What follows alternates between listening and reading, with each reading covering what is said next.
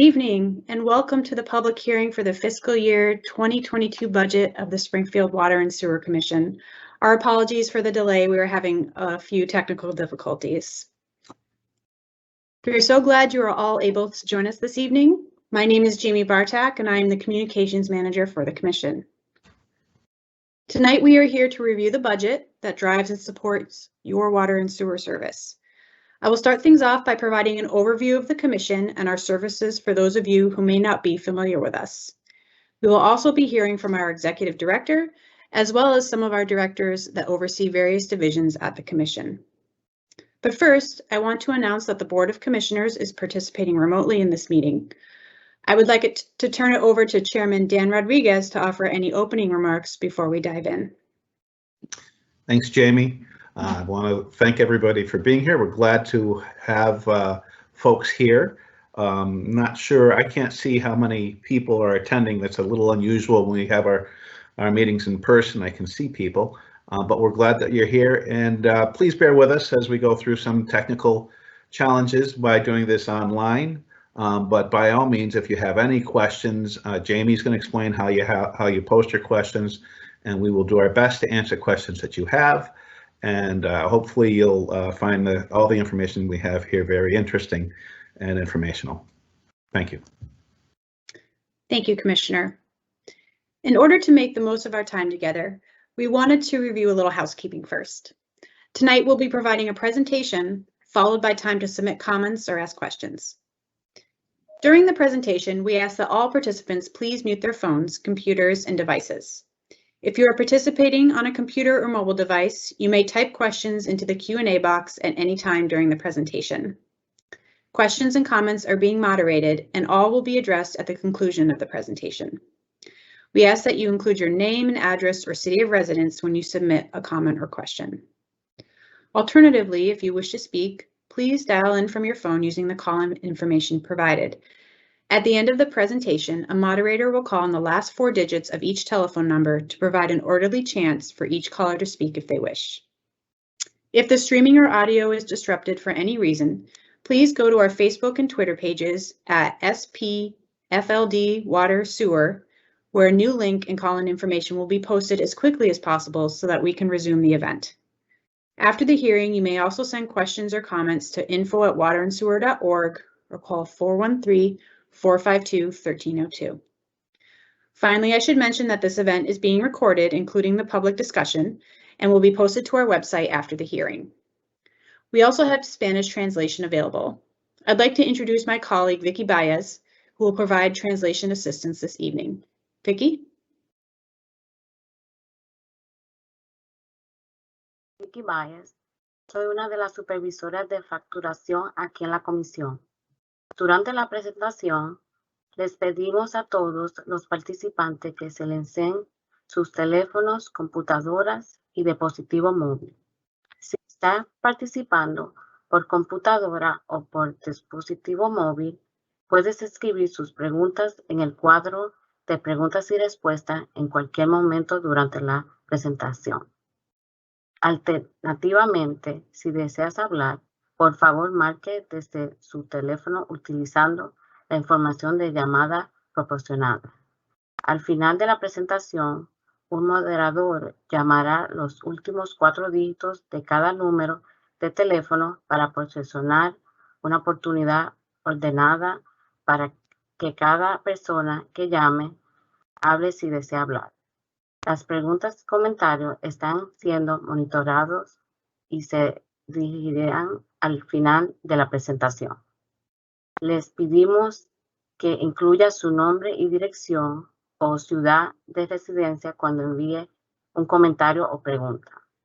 Si la transmisión o el audio se interrumpe por algún motivo, visite nuestra página de Facebook y Twitter a SPFD Water Sewer, donde se publicará un nuevo enlace y la información de llamada se publicará lo más antes posible para que podamos reanudar el evento.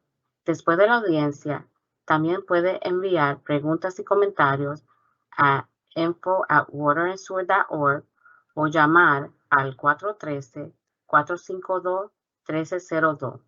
Finalmente, debo mencionar que este evento está siendo grabado, incluyendo la discusión pública, y será publicada en nuestra página web después de la audiencia. Thank you, Vicki. Next slide, please. So let's get started. The Springfield Water and Sewer Commission was established in 1996 as an independent public regional water and sewer utility.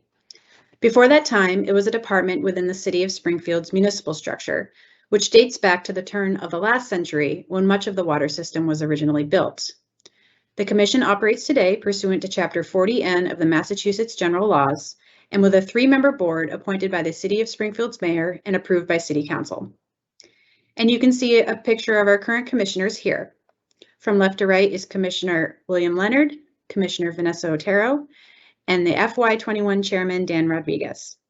This picture is coincidentally the last time they were able to meet in the same room together before the pandemic, as they have presided over monthly virtual meetings since. The Commission operates and maintains one of the largest water and wastewater systems in Western Massachusetts, as well as one of the largest in New England. We provide retail, wholesale, and peak emergency water and sewer service to 10 communities in the Lower Pioneer Valley, meaning that many of you probably utilize our services as you go about your lives at home, work, while shopping and eating out, or at school. Next slide, please.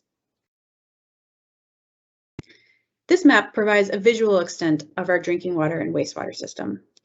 We serve Springfield and Ludlow drinking water in a retail capacity, which means we own and maintain all of the drinking water distribution infrastructure in those communities, and customers are billed directly by us. We serve 4 other communities drinking water in a wholesale capacity, which means that we provide them with water while the municipalities own and maintain their own distribution networks.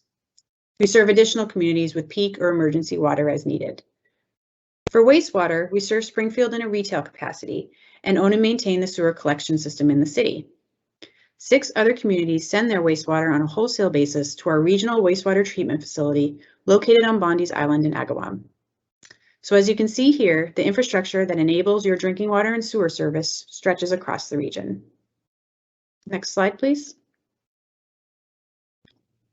So breaking that regional system down a bit, what we essentially do is take an active role in the water cycle, shepherding your water from the time it's a raindrop entering the watershed until it enters your house. Our main water supply is Borden Brook and Cobble Mountain reservoirs, which are located in Blandford and Granville, 20 miles to the west of the city.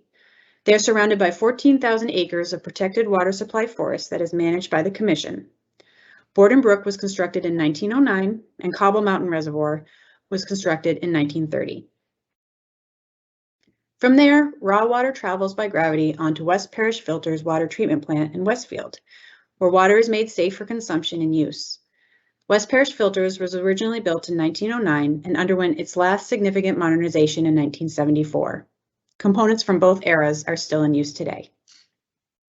After treatment, water continues by gravity through our transmission system to Proven Mountain in Agawam, where large underground storage tanks maintain water pressure and emergency supply capacity. After that, gravity brings water into the distribution system, which is comprised of 579 miles of pipe. I should note that 40% of the length of that pipe is 75 years old or more, and 25% of that has been in continual use for over a century. Next slide, please. After your water flows down your drain or toilet, it then enters our sewer collection system, which is comprised of 473 miles of sewer pipe, significant portions of which date from the late 1880s. Wastewater flows to our wastewater treatment plant on Bondi's Island in Agawam.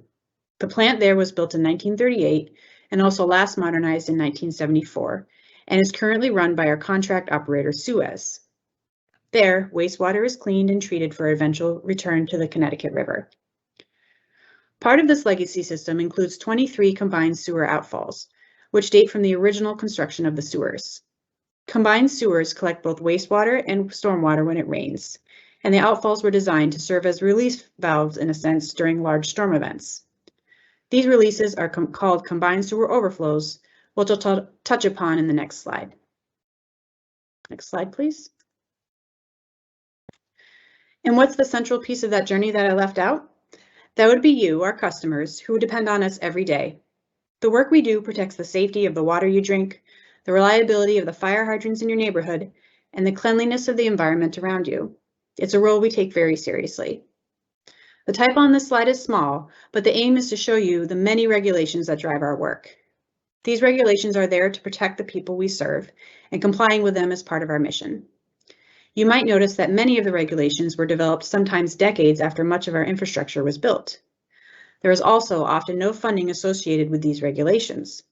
For example, combined sewer overflows are highly regulated now by EPA, though there is currently no federal funding to support implementing these regulations. The Commission has worked for over 25 years on numerous projects to reduce combined sewer overflows to protect our Connecticut River, and we are on track to soon achieve a cumulative 50% reduction in overflow volume, but it's very costly. It's now my pleasure to turn the presentation over to our Executive Director, Josh Schimmel, who will review the factors that went into our proposed FY22 budget.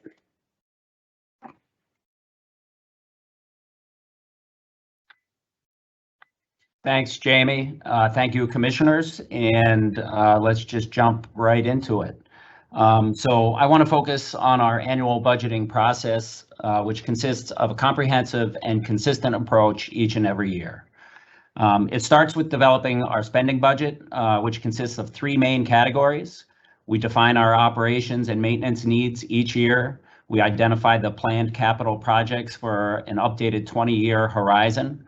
And then we account for current and projected debt service requirements. We then forecast annual revenues based on consumption trends, which was obviously very challenging during the pandemic. Then we perform a gap analysis that accounts for working capital along with compliance with our financial policies and practices. These would be things such as our reserve requirements and our debt service coverage. Then we establish the rates through an iterative process of going back and forth between the needs and the projected revenues. Next slide, please. This slide speaks to where our revenues come from. 95% of our revenues are generated from billing associated with the services we provide. We do not receive any local, state, or federal aid or tax revenue. Simply put, our budget is supported by the payment for the services we provide. Next slide. You may ask, why do ratepayers have to pay full freight for these services? Well, this graph tells you why. This shows the steady decline in federal investment in the water and wastewater sector over the past 50 years. Unlike other sectors such as transportation, education, and energy, the water sector has not seen significant federal or state investment since the 1970s. Next slide. I do think it's important to recognize that in fiscal year 20 and 21, we experienced unprecedented financial challenges that we are continuing to deal with today as a result of the pandemic. The spring of 2020 saw a significant reduction in water demand that resulted in the lost revenue of $4.25 million. This was the result of the closing of key industrial customers and to some extent to the closure of commercial, municipal, and institutional customers as well. The summer of 2020 saw retail and wholesale consumption rebound to above our projections, primarily due to having a hot and dry summer. Beginning in early July and into August of 2020, we noted a sharp increase in accounts receivable, jumping to $9 million, nearly double what our 3-year average is. Our customers were clearly feeling the impacts of the pandemic, and so we took action. Next slide. Early on the onset of the pandemic, the Commission suspended its shutoff program and its late fees. We then extended our existing payment plan to allow for more generous repayment schedules and terms. We also added an equal installment payment option to allow for consistent monthly billing for those customers that desired that. In November, we initiated a new customer assistance program to provide relief to low-income households.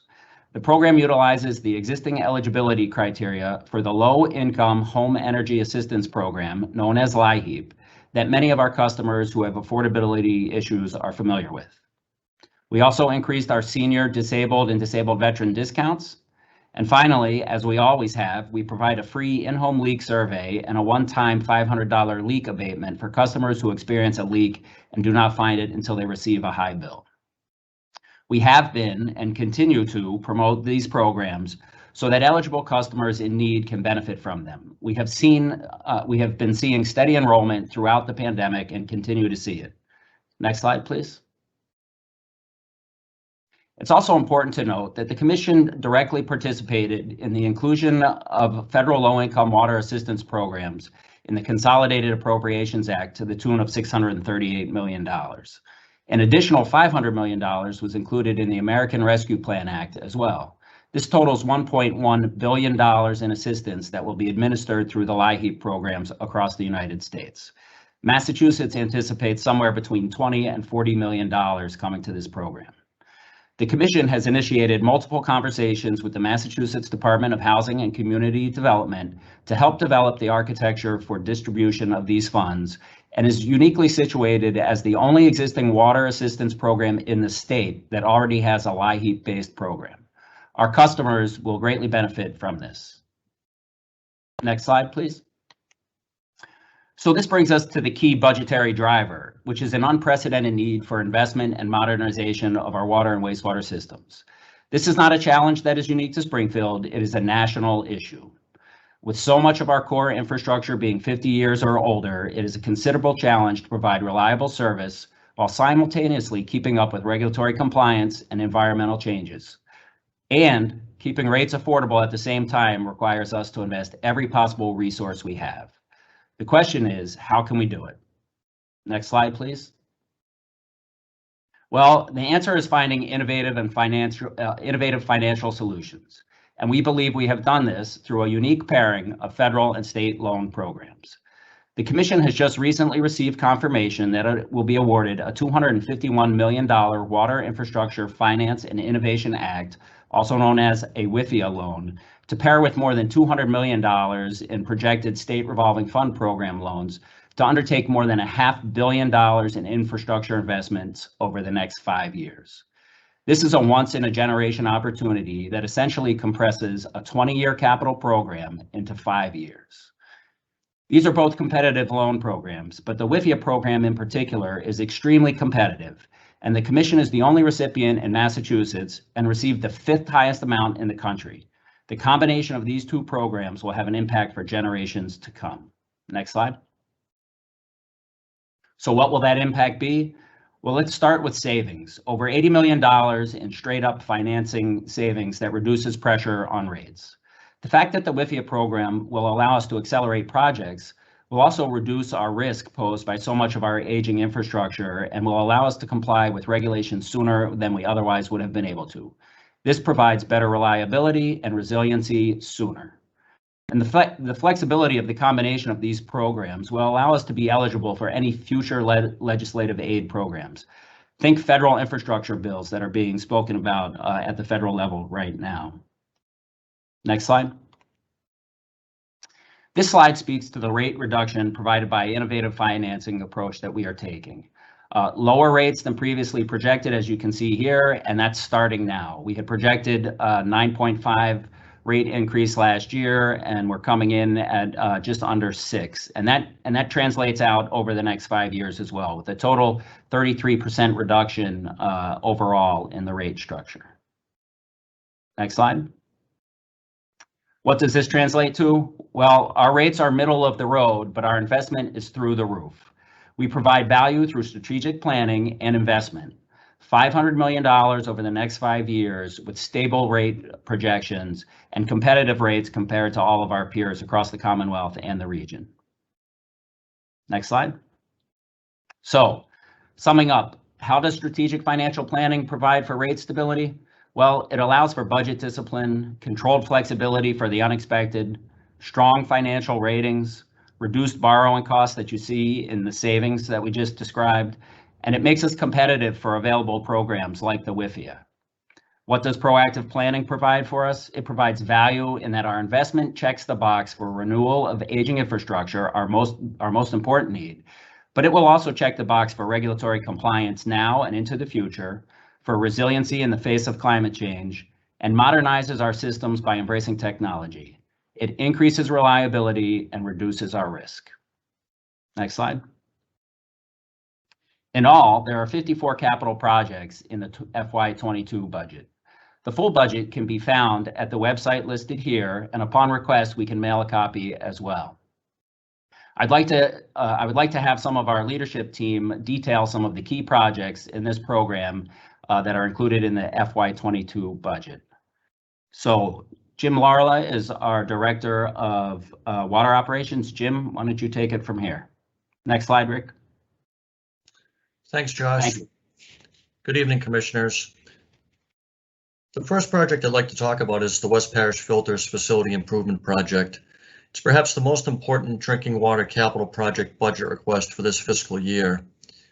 Since 2019, the plant has experienced sporadic compliance issues with haloacetic acids, or HAA5, due to changes in our raw water quality, which is driven by more extreme weather patterns due to climate change.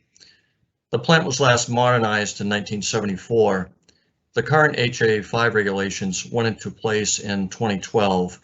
The existing filtration plant was not designed to meet these regulatory requirements. Over the last 2 years, we've been piloting new treatment processes in an isolated on-site pilot plant in consultation with national experts. The treatment process that was identified as the most effective will be designed and constructed with financing from the WIFIA program that Josh just described. The project includes adding a new clarification process called dissolved air flotation, which came out of that pilot plant study that I just mentioned. The project also includes building new filtration system, chemical systems, and a new testing laboratory. The project is required to protect public health and meet 21st century regulatory compliance. We're very fortunate to have WIFIA financing available for this project since it will allow us to accelerate the construction of the plant upgrades. Next slide, please. The next project is a bulk chemical and chlorine room improvement project, also scheduled to be funded with WIFIA financing. This bulk chemical and chlorine room project provides improvements for bulk chemical storage as well as the chlorine disinfection systems at West Parish. The project provides a new bulk storage facility for a coagulant we started using a few years ago to improve water treatment. These systems will improve safety at the plant related to chemical storage and use. And the project also includes important upgrades to the existing chlorine system that are at the end of their design life. The next slide, please. Raw water conveyance. This is an important project related to providing redundancy needed to transport water from the Cobble Mountain Reservoir to the West Parish Filters Treatment Plant.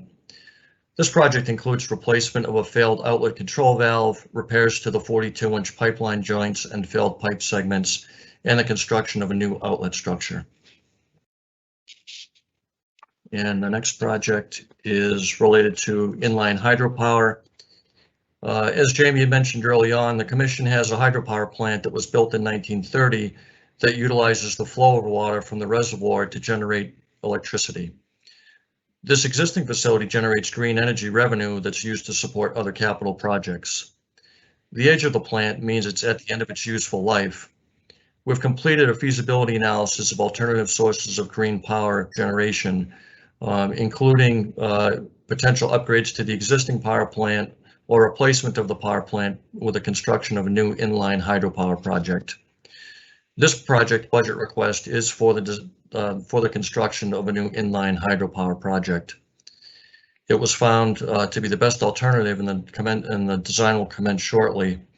The new inline plant will be about a 2.0 megawatt turbine inline power plant, and the new plant will generate power that will be used on site to treat water, and any extra power that's generated will be sold back to the grid through a net metering arrangement. And with that, I'd like to turn the presentation over to Bill Fuqua, who's our Director of Wastewater Operations, who will be talking about important wastewater projects in the next fiscal year.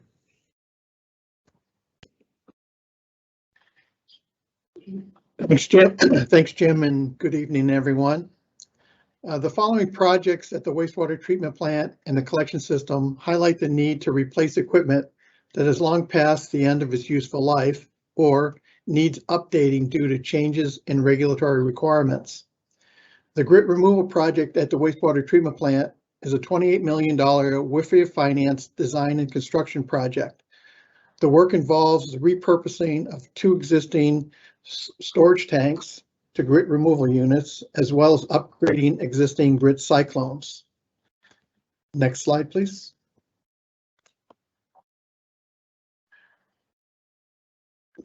The biological nutrient removal upgrade is a $25 million SRF financed design build project to improve the removal of nitrogen as required under our treatment plant's new discharge permit. These upgrades include the latest aeration control technology, replacement of approximately 37,000 aeration heads, and new high-efficiency pumps that will realize significant energy savings over the life of the project.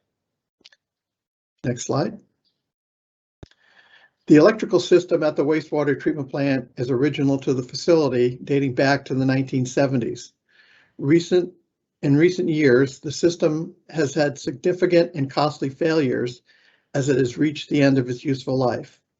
This SRF and WIFIA funded project will replace the primary electrical feeds, the main switchgear, and primary and secondary electrical distribution cables throughout the facility, as well as provide for a new emergency generator. Next slide, please. The Locust Transfer Conduit Project will install a new 72-inch pipe connecting the main intercepting sewer to the wastewater treatment plant via one of 3 new Connecticut River crossing pipes that will be installed later this year. The conduit will allow for the diversion of flow from the main intercepting sewer in order to perform future inspections and maintenance on the original main interceptor river crossing that has been in continuous service since the 1970s. Other improvements under this project include replacement of 1,000 linear feet of local sewer on Locust Street, as well as additional flow control structures to reduce combined sewer overflow discharges as part of the Commission's Phase 3 work of the combined sewer overflow long-term control plan with the EPA. And with that, I'll turn it back over to Jamie. Thank you, Bill. The Commission has several projects planned to take place within the city this year. This water distribution system renewal project budget request is to conduct evaluations, planning, surveys, and design for expanded water main programming in FY24.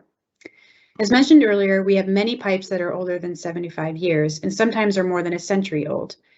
We utilize asset management assessments to prioritize what pipe segments need to be replaced. These assessments include main break history, age, material, and other factors. This coming year, we are also piloting alternate technologies to assist in proactively finding leaks in the distribution system. Also, some of the upcoming rehabilitation projects you'll see us working on out in the streets this year will take place at the X, on Massachusetts Avenue and Old Hill, and Narragansett Street and Liberty Heights North End. Next slide, please. The Collection System Cleaning and Assessment Program is an ongoing program that is moving into its 13th year. Since 2009, the program has inspected over 430 miles of collection system pipe. Pipes are prioritized for rehabilitation or replacement under an annual engineering design contract based on their condition. This proactive approach reduces backups and enables us to prioritize ratepayer funding and direct it to where it's needed most. Next slide, please. Meter replacements are another reoccurring but important project. Sometimes our customers might receive notices that their meter needs to be changed out. We do this based on our records to make sure that you have a meter that is within its useful lifespan. This ensures our customers are benefiting from the latest technology and that billing is accurate. During this coming year's efforts, we will also be piloting smart meters in order to identify the best models for our customers for future investment. Smart meters allow for real-time monitoring of water consumption. Next slide, please. Another area where we have continual reinvestment is our hydrants. Properly functioning hydrants are critical to fire protection, so we regularly check all hydrants on a biannual rotating basis. We then repair or replace hydrants as needed and keep the fire department informed during this process so they are aware of any that are temporarily out of service. Next slide, please.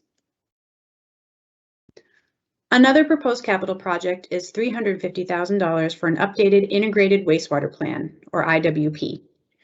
In 2014, the Commission was one of the first utilities in the country to adopt an IWP. This was significant because traditionally different areas of a utility were competing with one another for funding. The 2014 IWP looked holistically at all necessary wastewater investments, from our treatment plant to our regulatory obligation to remediate combined sewer overflows, in order to provide a strategic, prioritized plan for investment. And now we see utilities adopting IWPs all over the country, so we really were a national leader in this regard. We have made significant progress in the only 7 years since our 2014 plan, the cornerstone of which is the York Street Pump Station and Connecticut River Crossing project currently underway on either side of the river. This proposed plan update will revise the IWP to look ahead to the next 20 years. Next slide, please. We have proposed $300,000 to improve information system upgrades this coming year. As you may have heard in the media, the SolarWinds breach presented a real risk to our business as well as many others.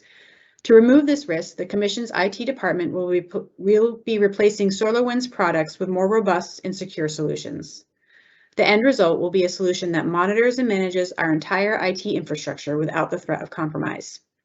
This was an unplanned project, but in light of other recent cybersecurity events, including on the Colonial Pipeline, for example, it is regarded as critical to protecting the security of our infrastructure.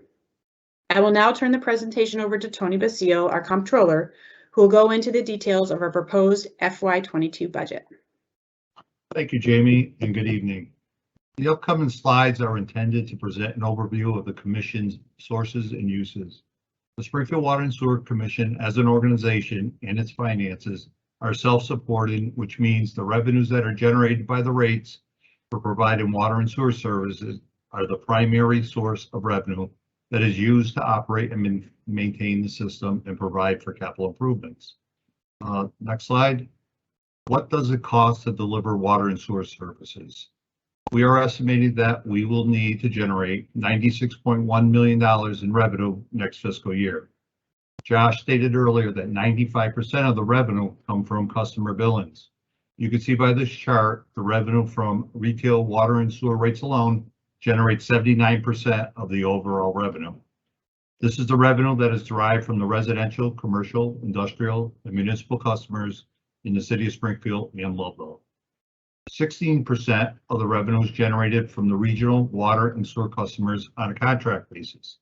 We provide both water and sewer services to the communities of Agawam, Longmeadow, East Longmeadow, and Southwick. And additionally, under contract, the Commission provides sewer-only services for the communities of Ludlow, West Springfield, and Wilbraham, plus Volusia. 2% of the Commission's revenue is anticipated from power generation. The Commission owns and operates a hydro plant in the town of Granville that facilitates power sales into the New England market. The Commission also has revenue from other sources such as interest income and miscellaneous sources that make up the balance, or 3% of the overall revenue. Next slide. Total spending by category. The annual revenues seen on the last slide need to support the O&M budget plus debt service, as well as capital spending directly from revenues, plus any additional reserve requirements. Payroll and fringe benefits combined account for 28% of the budget. There are 252 funded positions spaced throughout various locations of the Commission. Purchase of services account for 28% of the budget and includes the service contract to operate the wastewater treatment plant. The new 20-year contract to operate the treatment plant began in October of 2020.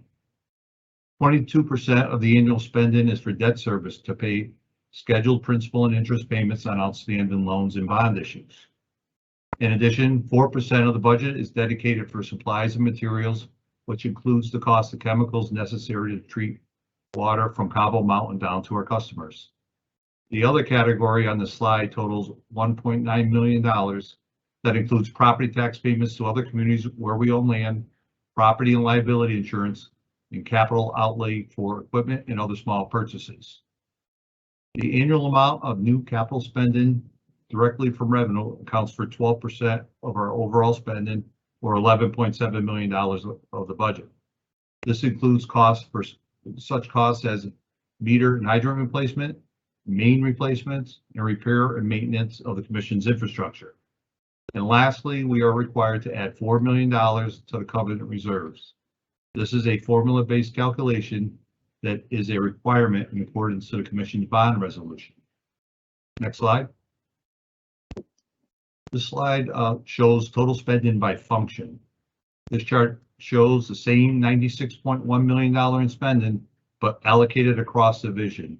It shows where in our system we are spending money. The combination of administration and engineering accounts for 19% of our overall spending.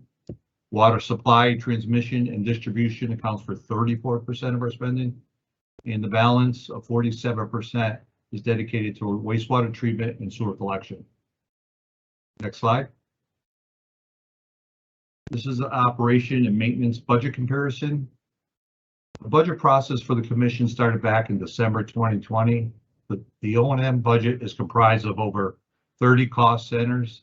Internally, we have reviewed this budget with our directors and managers and took careful consideration in balancing cost-cutting measures along with allocating resources that are necessary in providing water and sewer services to our customers. The overall proposed FY22 O&M budget increased by approximately $2.4 million when compared to the approved FY21 budget. The main driver for this increase is debt service. Our debt service increased $2.1 million headed into next year for scheduled debt, mostly related to the permanent financing of a $60 million SRF loan with the Clean Water Trust and for the River Crossing project. Other than debt service, the net increase to the operations side of the budget increased $335,000 or less than 1%. Even though there were numerous line item adjustments when comparing both years, the bottom line increase was minimal. Next slide. This is our 3-year capital plan. We are proposing a 3-year capital plan and anticipating appropriating over $333 million in project costs. You heard earlier some major work that is planned. Funding for this capital plan is split between sources. Approximately $33 million will be funded from annual revenues and over $300 million will be financed through loans and future bond issues. You can see by this chart, $287 million approximately of finance funded projects will go on our books starting July 1st. This is in addition to over $135 million of approved and authorized capital projects on our books today. Next slide, please. Again, our budget summary.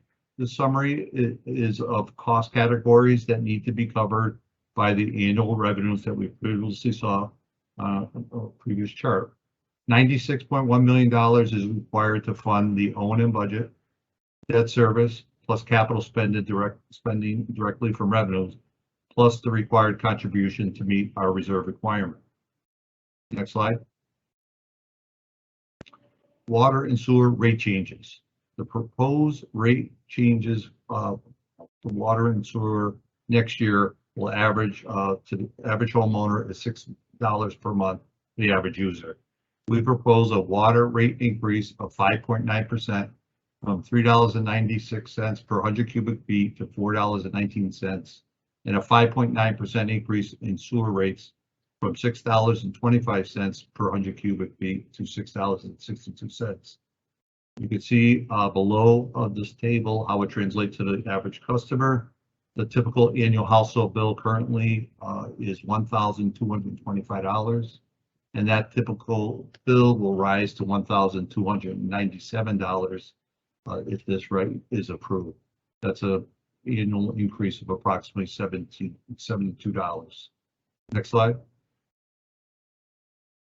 Updates on rules and regulation. There are 3 amendments proposed to the Commission's rules and regulations for FY22.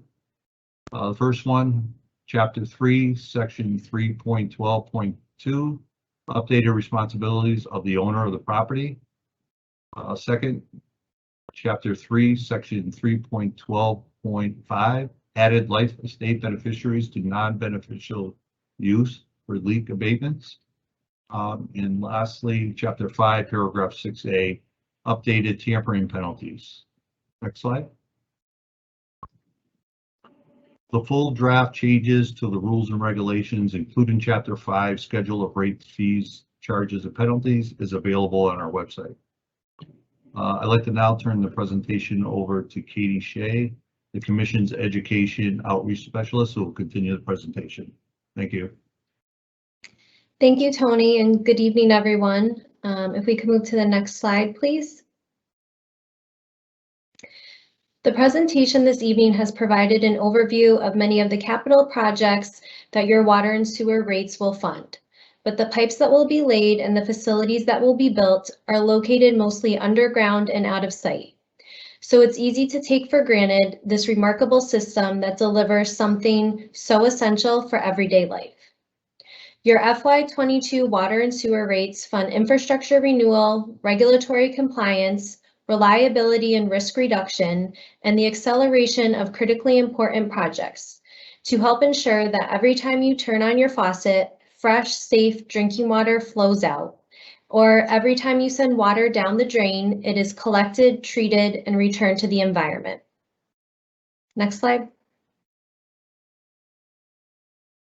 As we conclude the FY22 budget presentation, we ask you to consider what is the value of water to you, to your family, and to our community.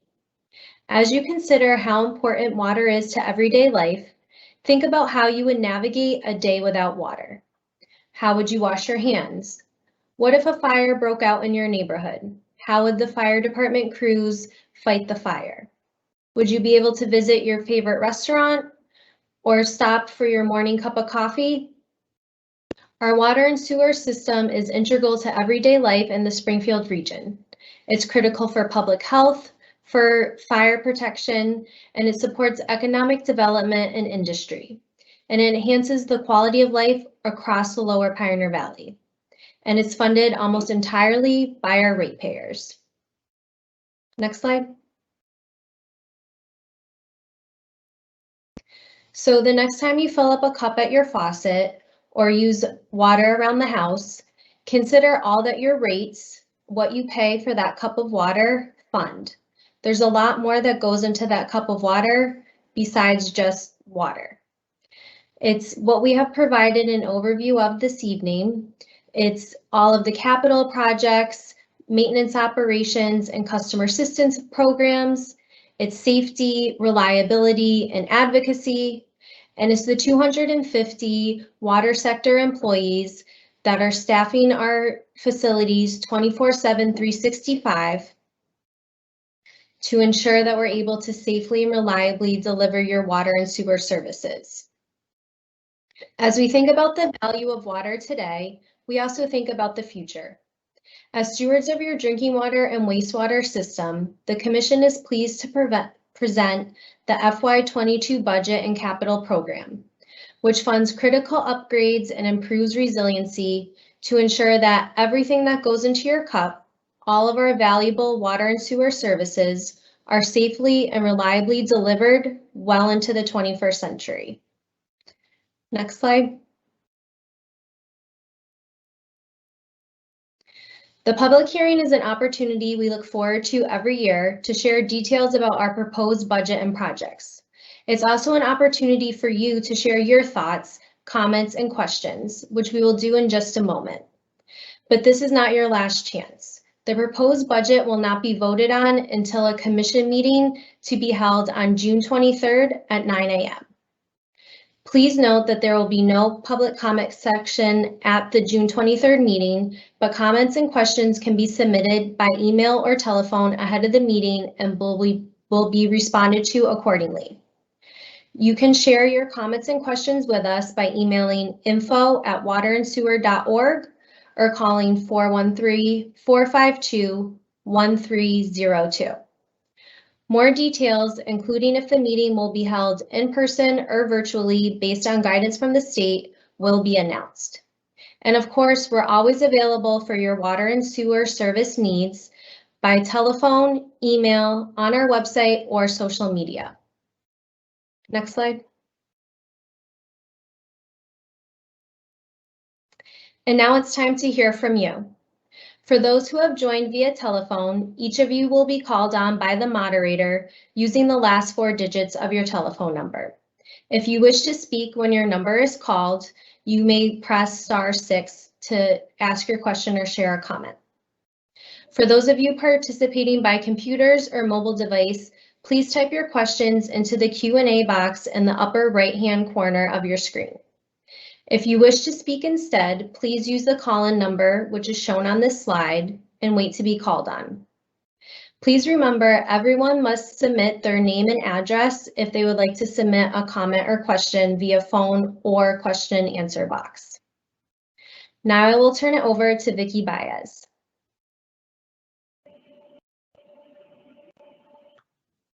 Thanks, Katie. Ahora es el momento de escuchar de ti. Para aquellos de ustedes que se han unido por teléfono, el moderador llamará a cada uno de ustedes utilizando los últimos 4 dígitos de su número de teléfono.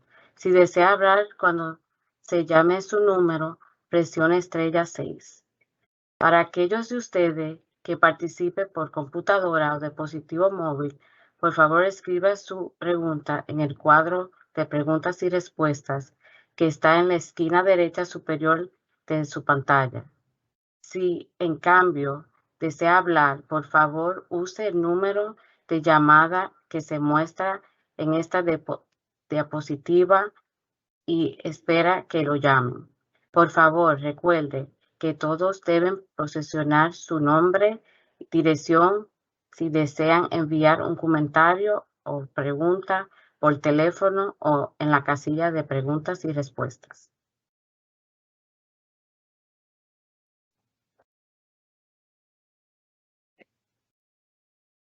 Thank you, Vicky.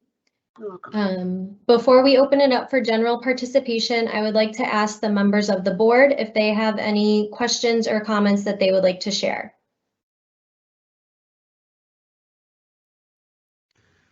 Well, I would like to just start by overview that the water and sewer charges and expenses are something that as commissioners, we take very seriously, and we do our best to try to reduce the cost and reduce the financial burden on our ratepayers.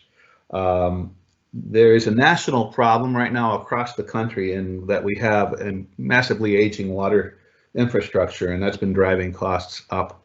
And I could talk for quite some time on that, except that I'll summarize it by saying that the commission employees work very hard to try to minimize the effect in the Springfield area relative to what happens in the rest of the country. And we are eager to hear any question and comments you may have. So I'll stop talking at this point and just turn it over. I don't know if Bill or Vanessa have comments as well.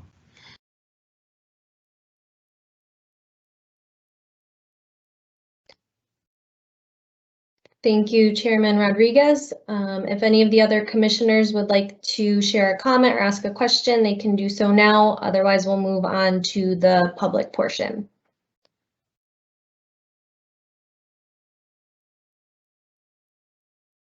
Okay. So we will start with phone call-in questions. The first number is, I believe, 4650. Last 4 digits, 4650. If you are on the call and would like to ask a question, please dial *6 to unmute yourself. Hi, this is, thanks. Hi, this is Tim Allen from the City Council of Springfield. Thanks for the presentation. I was only able to attend the last half hour, but I did see a full presentation from Josh for the City Council, I think a week ago Friday. So I just cut from the wastewater portion on, but I'm assuming it's was pretty much the same as what we had heard before. So my question is, you mentioned a few times that ratepayers bear the cost of the the services. Pretty much the costs go back to ratepayers, and I know that you were able to secure a loan, a $251 million loan to do some capital projects, etc. And I was just wondering, I thought that was great. We didn't know about that last year, and that was a great move to be able to get that loan. My question is along the lines of grants and the American Rescue Plan package. You might have spoken about it. I just wasn't on if you did. could you go over the opportunity to get grants instead of loans, or passing, to mitigate the passing of all the expenses onto the ratepayers? So my question is about grants that might be available, and also the American Rescue Plan, and what opportunities there are in there. Sure, Counselor, be glad to do that. Glad you could attend. So I guess, Rick, if you're still driving, you can work the camera stuff, I think. But in either case, Counselor, a couple things on that. I think in the Recovery Act, we fall under a non-entitlement entity, which were not listed last week in the updated guidance. We're currently in discussions with some other larger utilities and municipalities across the Commonwealth to see if we can lobby the governor's office for some direct eligibility for the money that was dealt to the state. So in that regard, we have no eligibility as it is written in the guidance. The federal government put that guidance out probably a week and a half ago, or some point last week. So we're actively pursuing our eligibility under that. And I think the bigger and more substantial opportunity is going to come when the infrastructure bill passes. There's direct monies in that for water infrastructure, water and wastewater infrastructure. And I think that is where we're going to see real grant monies, and that is kind of the reinstitution of or re-implementation of the federal grants program, where we showed that graphic earlier in the presentation. You may have missed it, where the grants program has really dropped off over the past 45 or 50 years. So the infrastructure bill is where the money is, and there won't be anybody who's better situated across the Commonwealth than we are. We have 54 projects that are described in our capital program for this year. All indications are that the monies that will come from any infrastructure bill for the water sector are going to come through the state revolving funds. So they would go from the federal government through EPA to the existing state revolving funds. We're one of the largest users of the SRF program in Massachusetts. We know the program well. We know the program managers well. Of those 54 projects over next year and the entire WIFIA program, many of those, virtually half, are going to be in some way, shape, or form funded through the SRF project. So some of the slides, Counselor, that I think you missed kind of detailed the fact that through the combination of our innovative financial packaging, it allows us the flexibility to be eligible for grants. And so the SRF program and the WIFIA program are more or less, you get eligible and you spend what you're using, and if something else comes along that's a grant or has better financing terms, you just utilize that and use less of those other two programs that we have in place. So we'll have, in order to be eligible for the infrastructure bill money that is yet to be approved, but will be coming, you have to be on the SRF list, and we are. And we have a boatload of projects that are on it. So I can't imagine anybody being better situated than we are to have eligible projects right out of the gate. Okay, great. Thank you. Thanks, Josh, for that answer. I'm glad you're in line and you've talked to other groups who are in line with you. So that sounds good. And talk to the governor. That sounds good. Thank you. Sure. Counselor Allen, could we just have you state your address as part of the public participation? Sure. Timothy Allen, Allen, 141 Newton Road, Springfield, Mass. Thank you. You're welcome. And then our next caller is 9042, last four digits 9042. Yes, hi. Hi, could you state your name and your address and then whatever your question or comment is? Yeah, so Tom Shea, 23 East Albert Street. First question would be for Mr. Bazile. In terms of revenues, and I tried typing these in, I'm not sure they got in so you can ignore them later if you go to the typed ones. In terms of revenue, how much was the contractual increase in rates for Eastman Chemical and the towns for water and sewerage, your wholesale clients? So if we just take the total Solutia combination budget versus budget, it's approximately, and you were asking in terms of dollars, I assume. Percentages, I guess. Rates let's or just go with either way. So $400,000 approximately Solutia for water charges. And then for the wholesale charges, we're actually budgeting a budget versus budget of a looks like a decrease based on cost and everything else that goes into analyzing that bill. Okay, I guess I was thinking the wholesale. I know it was very dry last year, but maybe you're forecasting a wetter summer this year. But so I think going forward, we're not going to budget an estimate based on our driest year. We try to take an average over 5 years or thereabouts. So I think this was, I speaking of Dominic Pellegrino, I think we're close to the 2018 averages that we were using for estimates for usage.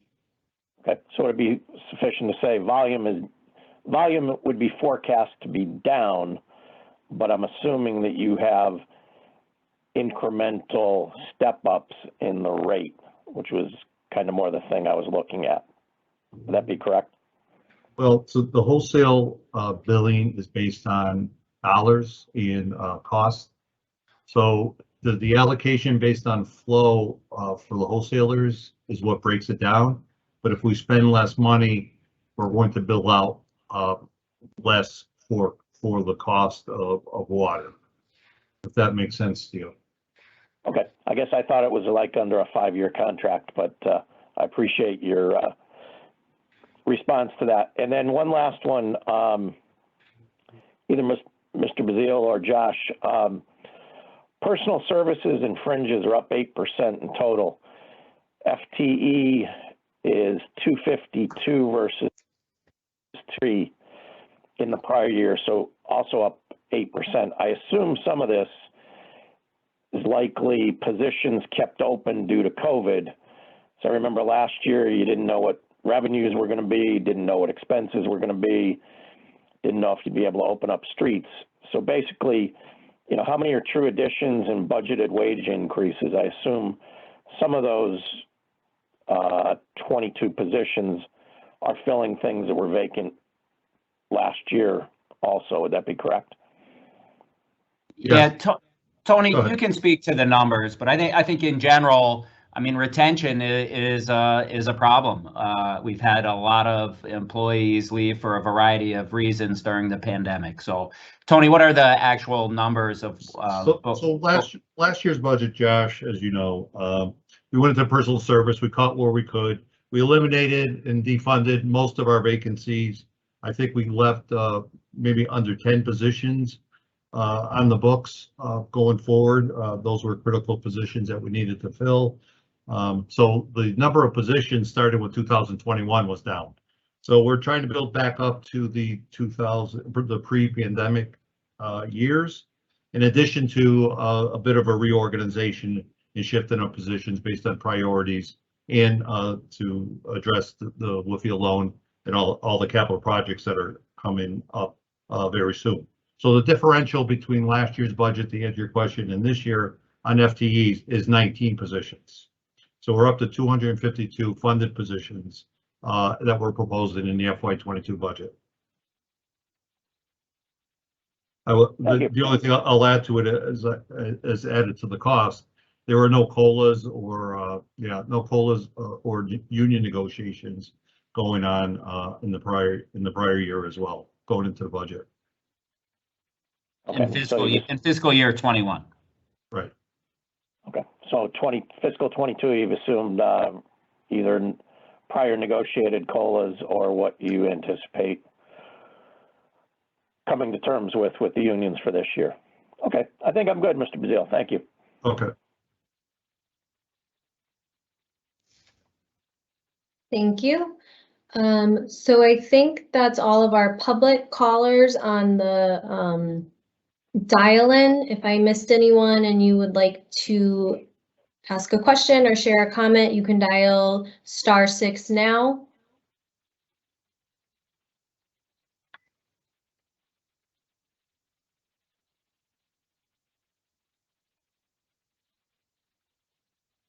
And then in the Q&A box, it looks like the only questions we have are the ones from Mr. Shea, which were just answered. So I think that is all of the public questions and comments. Okay, thanks, Katie. I believe, Jamie, that will bring this to a close unless commissioners, if you have anything to add in closure, please feel free. Yeah, I would like to just take a minute to publicly thank the employees of the commission for their hard work during COVID. Certainly was not an easy way to operate, and it was a difficult year to plan and budget around. And as usual, you made it seem seamless and invisible for the average ratepayer, which is very good and commendable. Most of the work that you do is invisible. We have some big challenges, and you seem to be rising to them, and we do appreciate your work. Thank you, Commissioner, and certainly there's a lot behind this budget every year, and you see some of those faces presenting, but you know, the whole staff of the commission participates in one way, shape, or form every year to continue to deliver our services. So we're looking forward to continuing to do that into the coming years. Okay, Jamie, do you need to close the meeting officially, or can we just end it? I believe since it's a hearing, we can end it. Norm, please weigh in if I'm incorrect. I think we have to vote to close. No, it's a public hearing, not a meeting. You would end the public hearing. Yeah. Thank you, the public who did join. Thank you for joining us. Thank you, everybody. And again, if you have any comments or questions, please email them to info@waterandsewer.org, or you can call 413-452-1302. We're happy to take your comments and questions from now until the upcoming commission meeting on the 23rd. Thank you. Thank you, commissioners. Thank you, staff. Thanks, Josh.